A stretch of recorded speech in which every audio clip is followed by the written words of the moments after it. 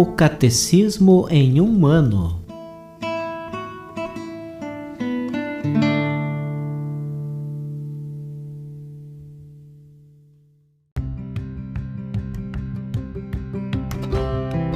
Olá, eu sou o Alesiandro, seminarista da Diocese de Ponta Grossa, Paraná. Você está ouvindo o podcast O Catecismo em um ano. Vamos ler todo o Catecismo da Igreja Católica ao longo de 365 episódios. Estamos utilizando a tradução em português apresentada pela CNBB em 2013, baseada na edição típica em latim. Baixe o plano de leitura por meio de um link que você encontra na página do Instagram, @o Catecismo em um ano, ou na descrição deste podcast.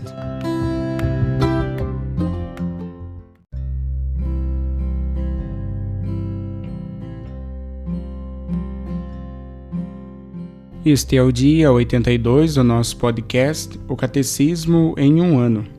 Estamos lendo a primeira parte do Catecismo sobre a profissão de fé. Na segunda sessão, sobre os símbolos da fé, no capítulo 2, Creio em Jesus Cristo. E hoje nós leremos os números de 624 a 630.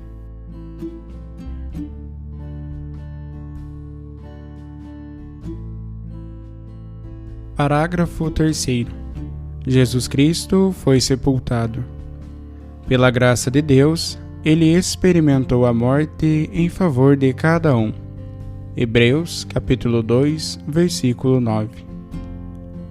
Em seu projeto de salvação, Deus dispôs que seu Filho não somente morresse pelos nossos pecados. 1 Coríntios, capítulo 15, versículo 3.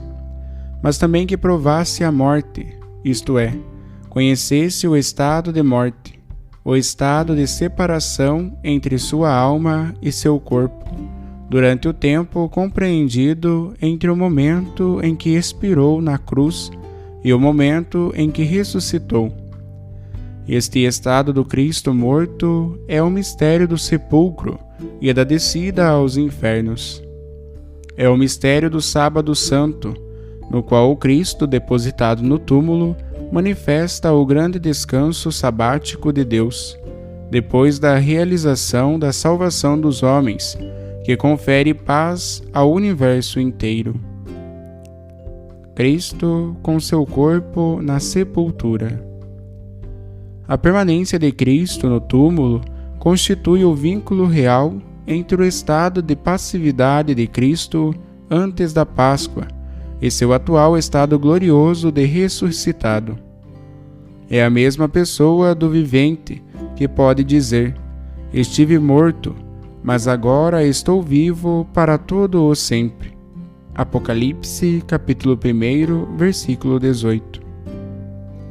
Deus, o Filho, não impediu a morte de separar a alma do corpo, segundo a ordem necessária à natureza, mas os reuniu novamente um ao outro pela ressurreição, a fim de ser ele mesmo, em sua pessoa, o ponto de encontro da morte e da vida, cessando nele a decomposição da natureza, produzida pela morte, e tornando-se ele mesmo princípio de reunião para as partes separadas.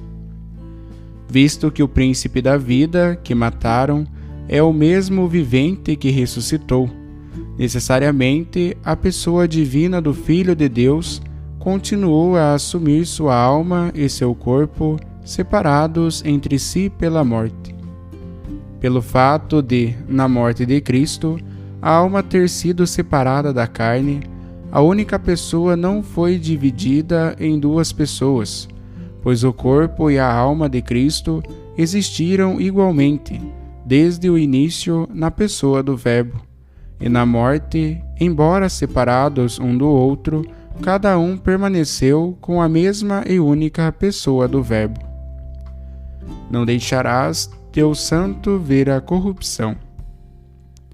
A morte de Cristo foi uma morte verdadeira, porquanto pôs fim à sua existência humana terrestre.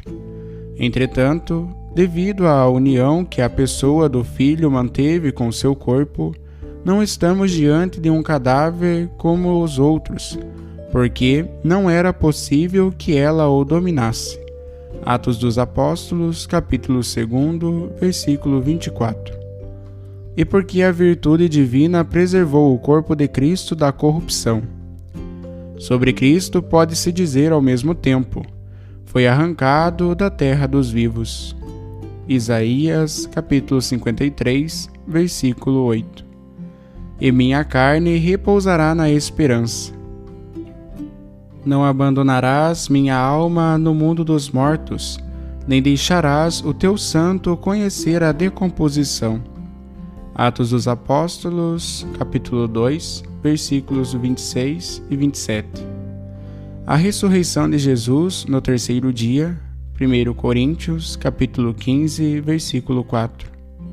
Lucas, capítulo 24, versículo 46. Foi a prova disso, pois naqueles tempos pensava-se que a corrupção se manifestava a partir do quarto dia.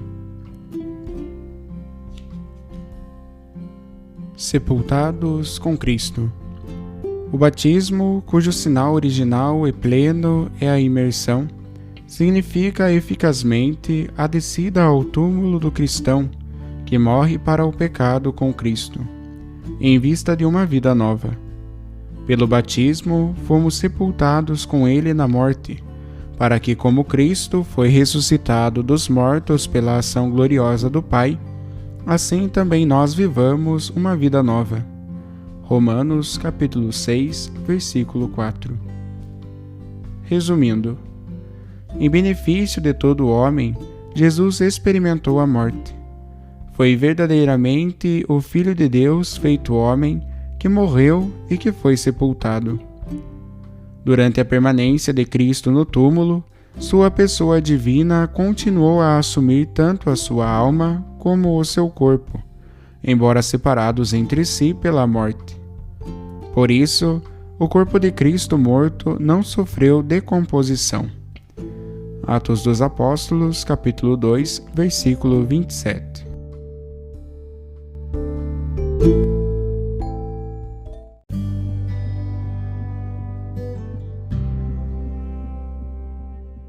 Como comentário para o dia de hoje, ouviremos a meditação do Papa Bento XVI em ocasião à visita pastoral a Turim, sobre a veneração do Santo Sudário.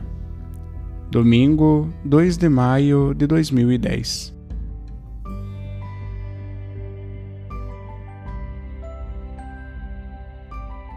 Queridos amigos, para mim, este é um momento muito esperado.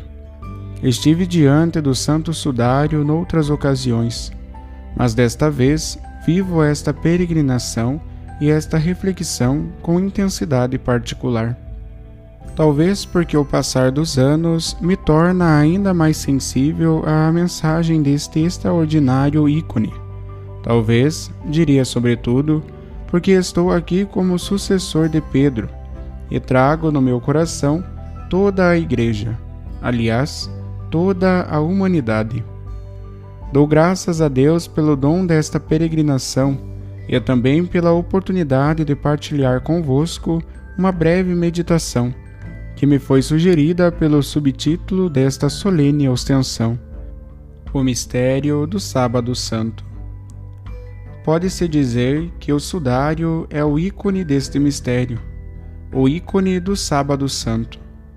De fato, é um lençol sepulcral que envolveu o corpo de um homem crucificado totalmente correspondente a quanto os evangelhos nos dizem de Jesus, o qual, crucificado por volta do meio-dia, expirou aproximadamente às 3 da tarde.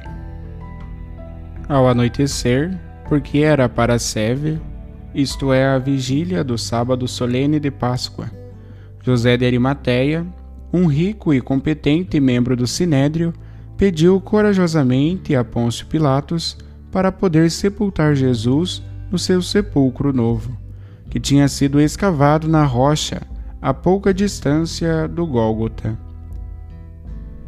Ao obter a autorização, comprou um lençol e, deposto o corpo de Jesus da cruz, envolveu-o com o lençol e colocou-o naquele túmulo, conforme Marcos capítulo 15, versículos 42 a 46. Assim refere o Evangelho de Marcos, e com ele concordam os outros evangelistas. A partir daquele momento, Jesus permaneceu no sepulcro até ao alvorecer do dia seguinte, que era sábado, e o sudário de Turim oferece-nos a imagem de como era o seu corpo, estendido no túmulo durante aquele tempo, que foi breve cronologicamente, cerca de 1 dia e meio, mas imenso, infinito no seu valor e significado. O Sábado Santo é o dia do escondimento de Deus, como se lê numa antiga homilia. O que aconteceu? Hoje, sobre a terra, há um grande silêncio e solidão. Grande silêncio porque o rei dorme. Deus morreu na carne e desceu para abalar o reino dos infernos. Homilia sobre o Sábado Santo, página 43, 439. No Credo, nós professamos que Jesus Cristo padeceu sob Pôncio Pilatos, foi crucificado, morto e sepultado, desceu à mansão dos mortos, ressuscitou ao 3º dia. Queridos irmãos, no nosso tempo, especialmente depois de ter atravessado o século passado, a humanidade tornou-se particularmente sensível ao mistério do Sábado Santo. O escondimento de Deus faz parte da espiritualidade do homem contemporâneo, de maneira existencial, quase inconsciente, como um vazio no coração que se foi alargando cada vez mais. No final do século XIX, Nietzsche escreveu: Deus está morto, e quem o matou fomos nós. Esta célebre expressão, observando bem, é tomada quase ao pé da letra da tradição cristã. Frequentemente a repetimos na via sacra, talvez sem nos darmos conta plenamente do que dizemos.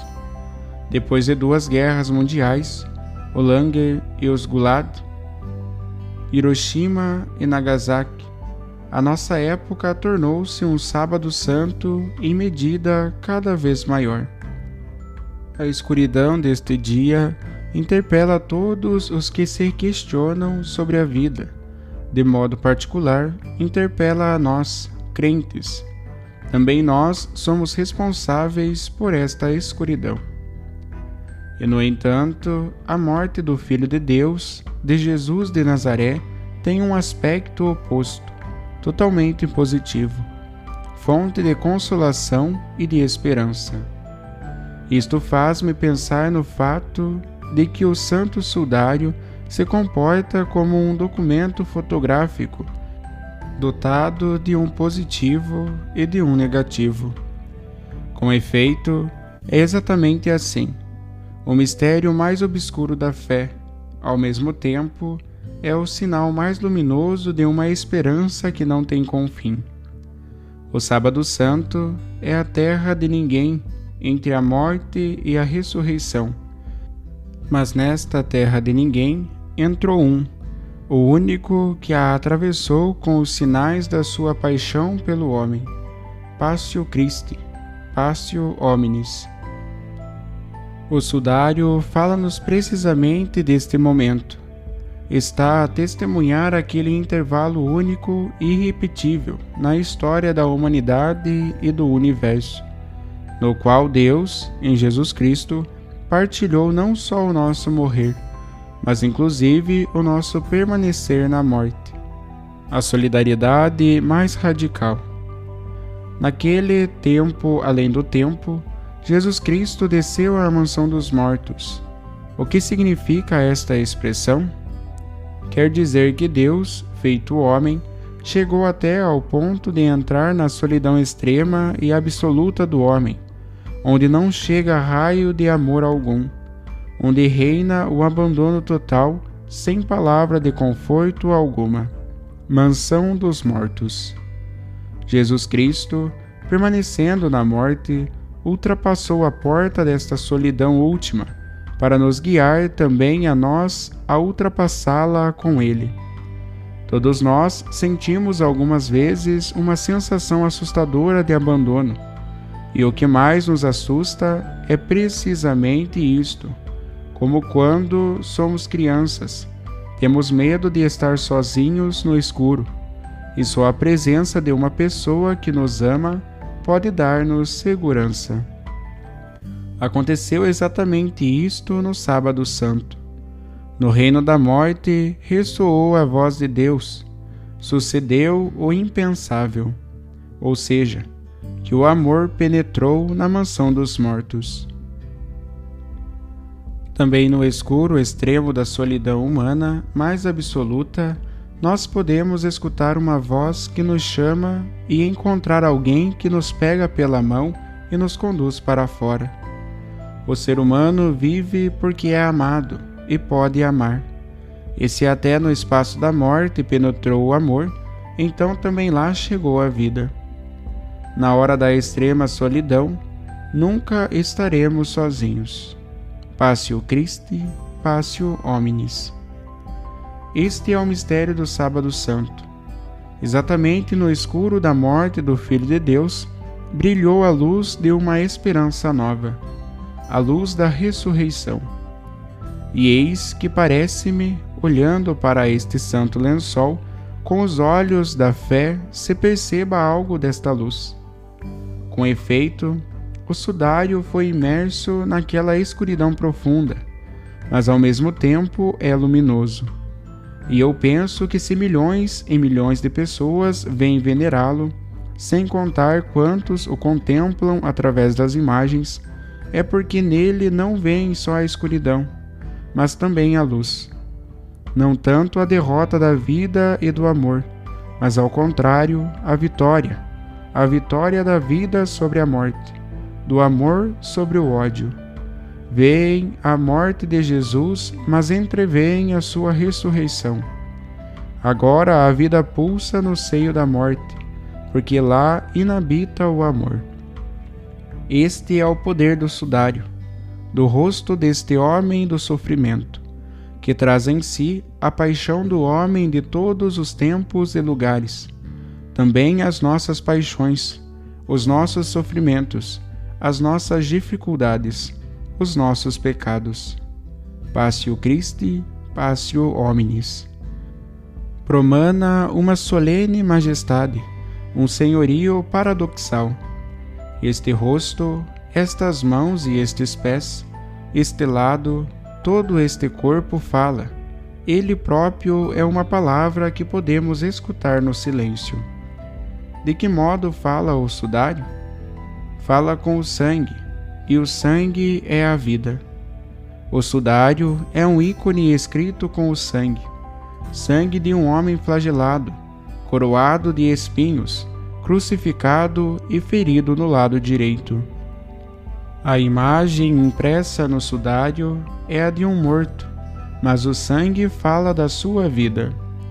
Cada traço de sangue fala de amor e de vida, especialmente a mancha abundante próxima do lado, feita de sangue e água derramados abundantemente de uma grande ferida causada por um golpe de lança romana. Aquele sangue e aquela água falam de vida. É como uma fonte que murmura no silêncio, e nós podemos ouvi-la, podemos escutá-la no silêncio do Sábado Santo. Queridos amigos, louvemos sempre o Senhor pelo seu amor fiel e misericordioso. Partindo deste lugar santo, levemos nos olhos a imagem do sudário, levemos no coração esta palavra de amor e louvemos a Deus com uma vida plena de fé, de esperança e de caridade. Obrigado.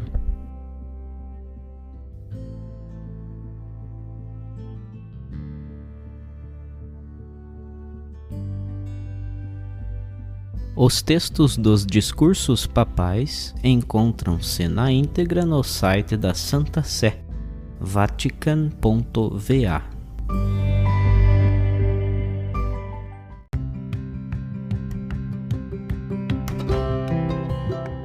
Você acaba de ouvir mais um episódio do podcast O Catecismo em um Ano. Continue nesse bom propósito de aprofundar o conhecimento e a vivência da fé católica e procure participar da sua comunidade. Rezemos por todos que estão fazendo esse caminho de leitura do Catecismo. Até amanhã!